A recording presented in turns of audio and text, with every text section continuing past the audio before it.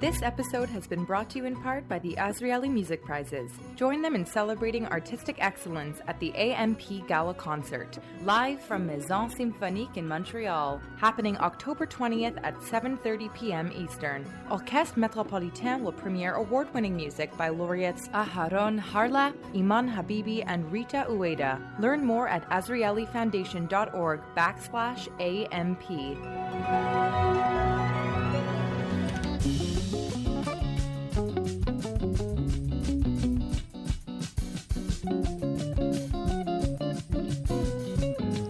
There's lots of ways to roll out dough for your challah or for anything that you're braiding. And some people like to start with balls of dough. That's an Instagram video by the veteran Canadian cookbook author and teacher Bonnie Stern, with her daughter Anna Rupert prompting her in the family's Toronto kitchen as Stern shows the proper technique to make her special crown-shaped challah breads for the Jewish high holidays. The recipe's one of 125 contained in the mother and daughter duo's first cookbook collaboration. It's called Don't Worry, Just Cook, and it came out just in time for the Jewish high holidays and Thanksgiving. For Stern, being on Instagram is a logical step in a career that spanned nearly 50 years. She got her start in the cooking world in 1973 when she freaked her parents out by turning her back on her university degree in English and a career as a librarian, and instead she went to cooking school and then opened her own at age 26. She's now got over a dozen books to her name. She's hosted cooking shows on TV, and now she runs sold-out food tours to Israel and other places and a monthly book club. But it's been over a decade since Stern's last book came out, and in that time, the food world has changed dramatically, with so much of it being done and seen on social media. Stern hopes her new book captures the right flavor of how people should approach cooking right now, in a post-pandemic world. I want people to home cook and love each other and cook for them and build those connections and warmth and that kind of feeling. I'm Ellen Besner, and this is what Jewish Canada sounds like for Thursday, September the 29th, 2022. Welcome to the CJN Daily, a podcast of the Canadian Jewish News, sponsored by Metropia.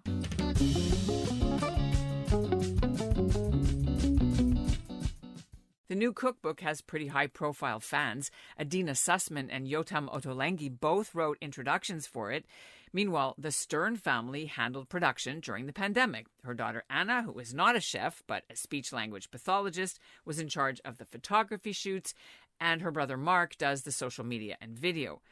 Although Anna's been cooking at her mother's side since she was little, you might be surprised to learn that both kids were super picky eaters when they were growing up, and they would eat only peanut butter sandwiches every single day for lunch at school, much to the chagrin of their mother.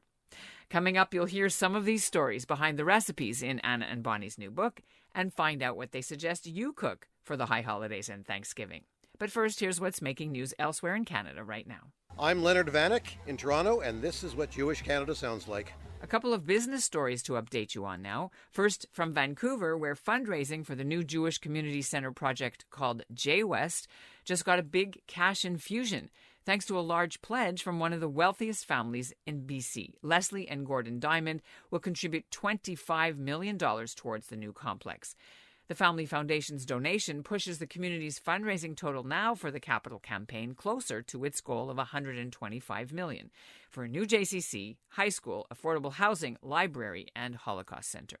Meanwhile, in other business news, Apotex, the pharmaceutical company founded by the late Barry Sherman, has agreed to be sold off to an American investor. Sherman was murdered alongside with his wife Honey in Toronto in 2017. SK Capital of New York made the announcement with Apotex on Wednesday. They didn't say how much the deal is worth. It still has to be approved by government regulators. Last year, Toronto police announced they had a suspect in the murders, the so-called walking man who was seen on security cameras outside the family's home at the time of the murders. But no arrests have ever been made. And joining us now are Bonnie Stern and her daughter Anna Rupert, who you'll hear first, speaking to me from Bonnie's family kitchen. How has the reception been so far? You must be crazy busy. The most amazing thing is that people are saying that the feeling we were hoping to that the book would give actually delivers. You know, it's come across. And, you know, my mom has written so many cookbooks before, but it's been a while. And she's telling me how different it is that in this age of social media, you know, people are messaging us. We're seeing it in their kitchens. We're seeing what they're making already. It's so exciting. It's unbelievable. Well, let's talk a bit about that. As you said, this is the first cookbook you've written in a decade. Plus, you wrote it when the world changed. When you were writing cookbooks and teaching, people weren't getting their recipes off Instagram or, you know, off the internet. So how do you think people are reading cookbooks now? Cookbooks now have lots more pictures than they used to, and I think people expect that and want that. That is a big difference. I also think that people like to know who the authors are, and if it's a name that they recognize or that someone tells them about, or it's a personal recommendation more than just something off the internet, I think that helps. But I think that you are right that lots of people do get their recipes from the internet, and there's so many different places to get recipes from nowadays. Who are some of the people you watch, if at all, both of you, either of you?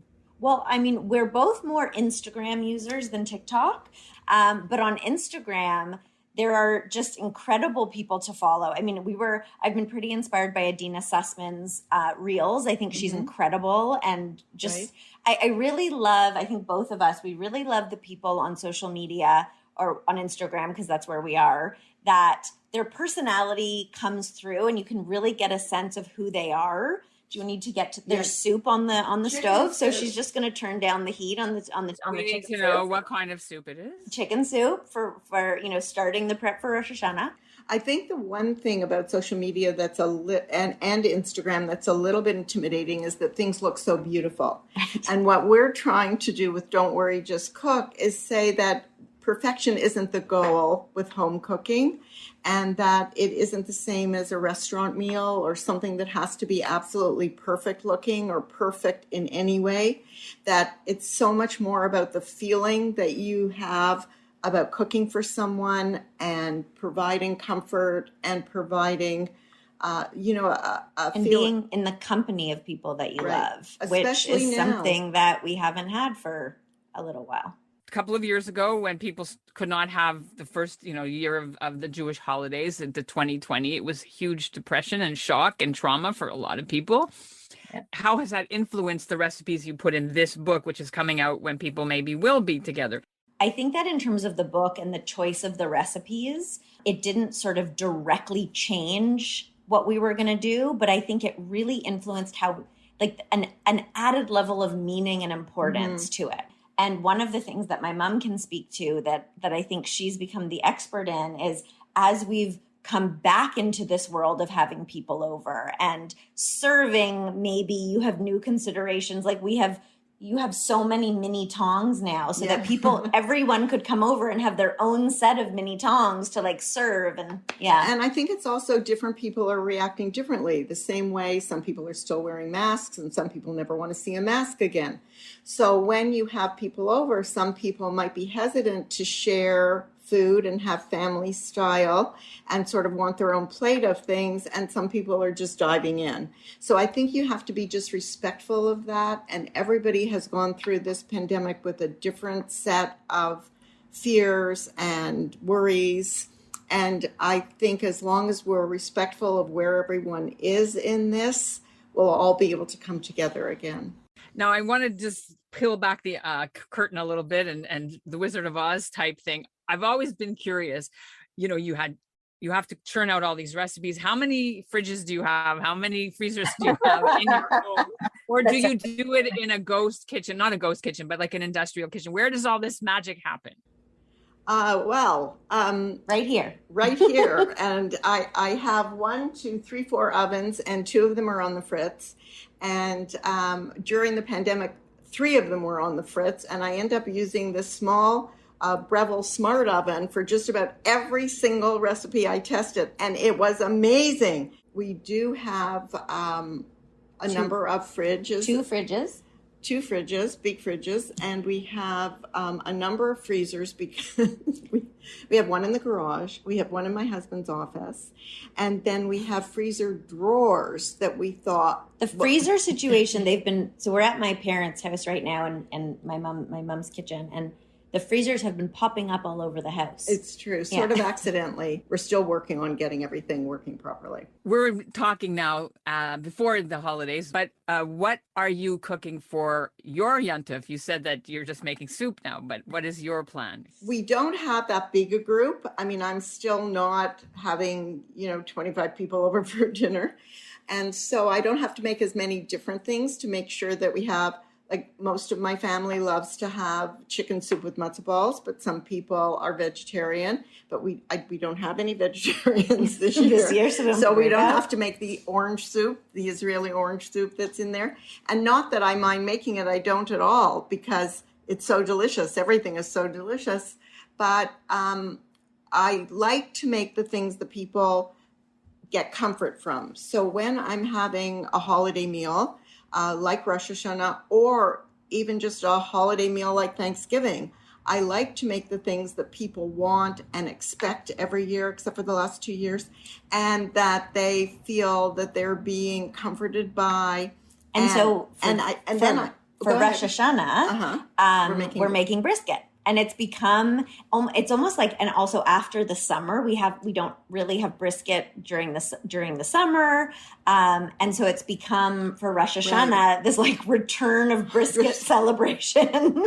And so that's very exciting. And then I know you were just going to say something. Well, I was just going to say that, make the main things that people feel comforted by, but if you want to try something new, put in 1 or 2 new recipes, but not too many that it's overwhelming for people, that they're not getting what they've been really wanting when they think about what brings them comfort. Yes. I take it that you're not a big fan of gefilte fish.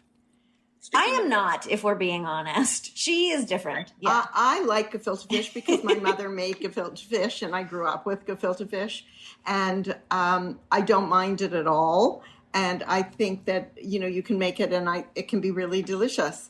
But most of my family doesn't love it the way I do, and so I don't make it. What we have in the book, actually, are these delicious fish kebabs, which is ground fish. It's sort of the Middle Eastern Israeli version of gefilte fish, in that the fish is ground, but there's lots of spices in it and cilantro and herbs. And we put it in a wonderful casserole with tomatoes and things like that. And that could be served instead of gefilte fish if you're looking for something that sort of has that same type of vibe. What was left for you to say? Because you've written so many books and you've been at this for a long time. So I'm interested in how you felt you had more to say. Well, I think that there's different generations to talk to.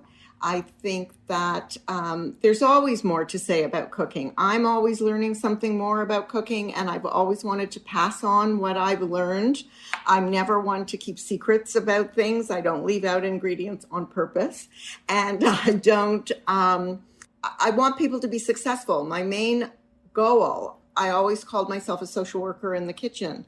My main goal was to write recipes so that people would be successful. And if they're successful, they'll want to cook more. And that's what I want.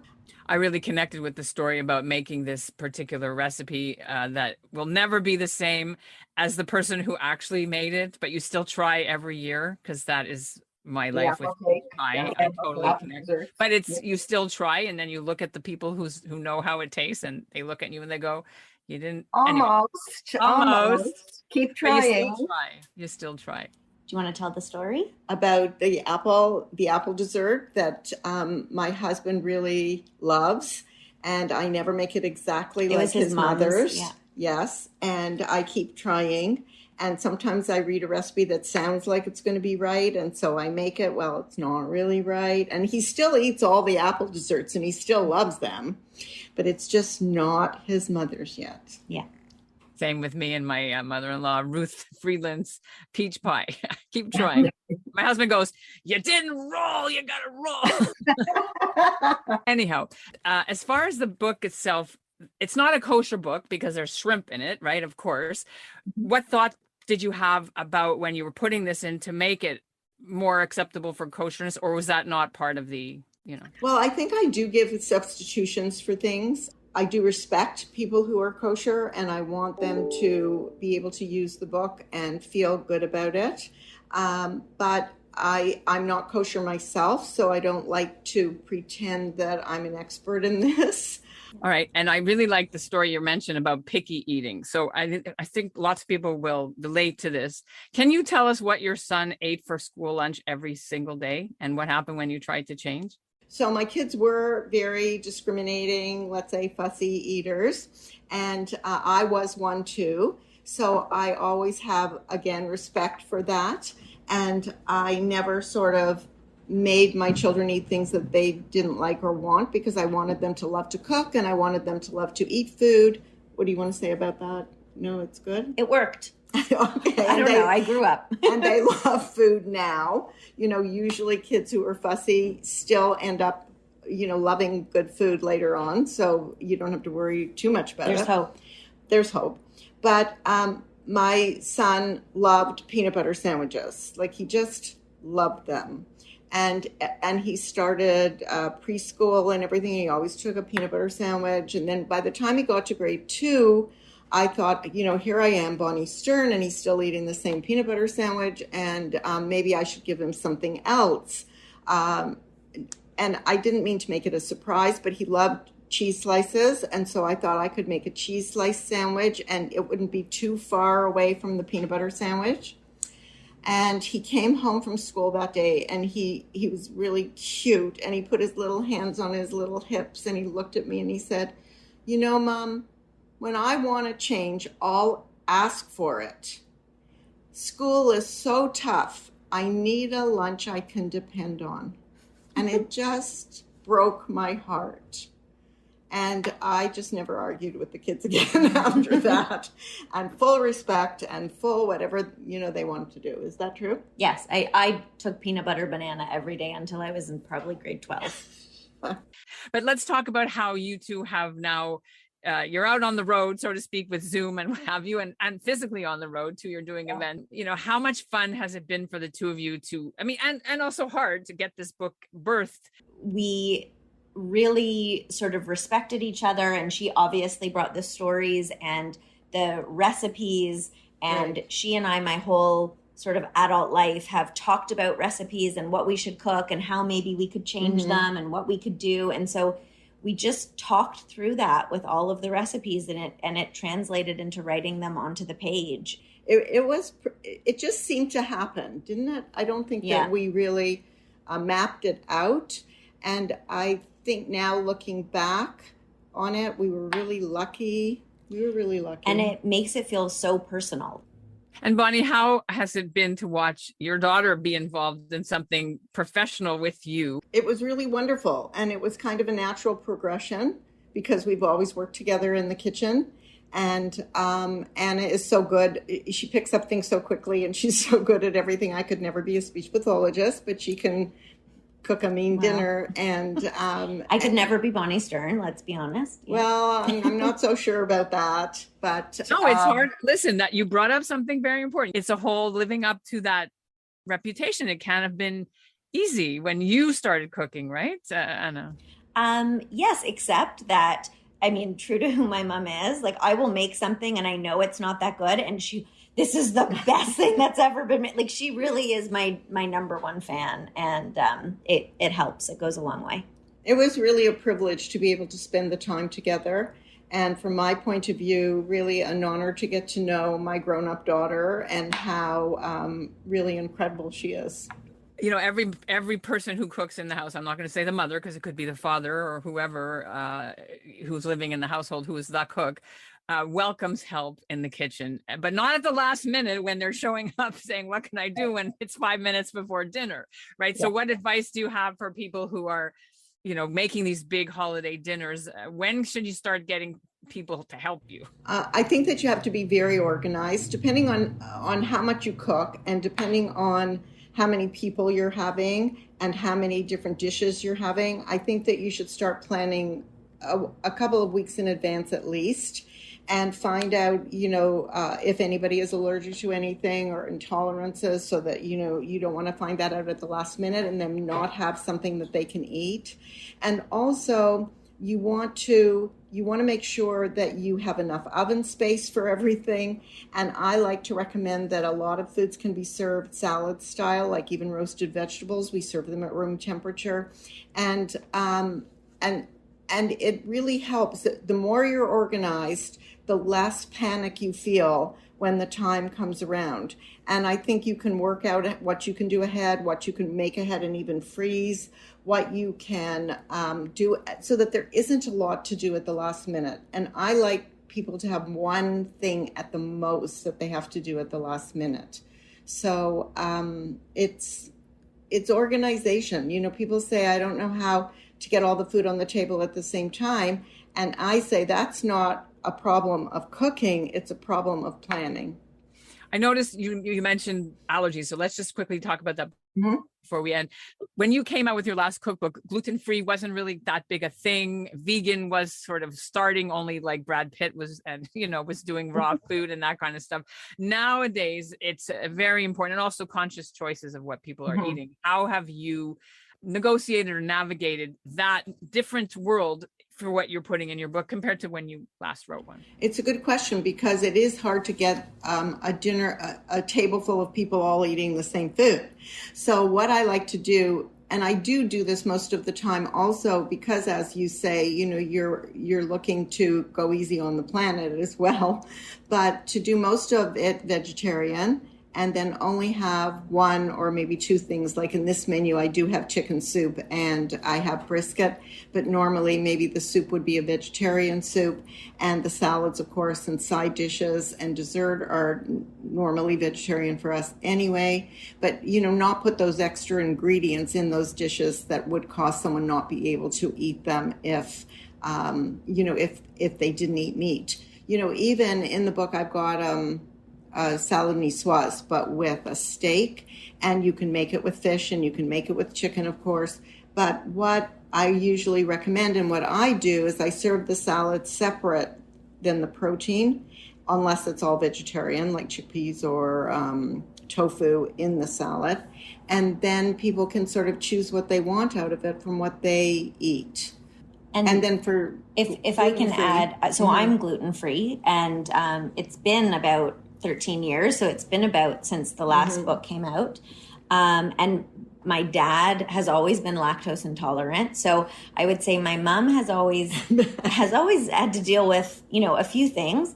And fussy. Yeah, and the fussy factor. So it was part of her previous books for sure. But as you say, it's increased since then. And so in this book, at the beginning, we have sort of a note on dietary modifications. And so we talk about, especially with the gluten-free aspect, how we sort of have handled that throughout the book and how we handle it at home. For example, substituting a measure for measure flour, cup for cup with the number 4 in the middle is the one that we love to use. It's a little hard to find. But that, it won't work for bread. So, you can substitute it throughout the book, except in, let's say, the yeast breads. And so we've talked about how to accommodate that throughout the book. And then within specific recipes, we also talk about different ideas that are specific to that recipe, the same for vegan, the same for kosher. And so, I guess there's a little bit more of a focus on making those accommodations. And that's what Jewish Canada sounds like for this episode of the CJN Daily, sponsored by Metropia. Integrity, community, quality, and customer care. Today's listener shout-out goes to Ellen Thompson of Toronto. And I want to end with a little story about the high holidays. When I was growing up, my mother used to bake all summer to prepare desserts for the high holidays so they'd be ready in large quantities for the big family meals we'd have after services, which we would celebrate together with my aunt and uncle and my 3 cousins who all lived across the street. She would make brownies and lemon squares and something like Hello Dollies, which she called Auntie Mia squares, and she would put them all in the freezer in our furnace room in the basement, and they'd be carefully wrapped. And my sister and I, well, actually mostly me, would sneak into that freezer and we'd steal a lot of those frozen goodies. because they tasted even better frozen. And who could resist all those treats just sitting there for weeks before we were allowed to have any? Mom used to get so mad at us. She even locked the freezer and hid the key, which we always found. But her yummy holiday baking of my favorite desserts is one of my fondest memories of the high holidays. And by the way, speaking about Bonnie Stearns, I made 4 of the recipes from their new cookbook for the first night of Rosh Hashanah. The link to the book and Bonnie's website is in our show notes. Thanks for listening.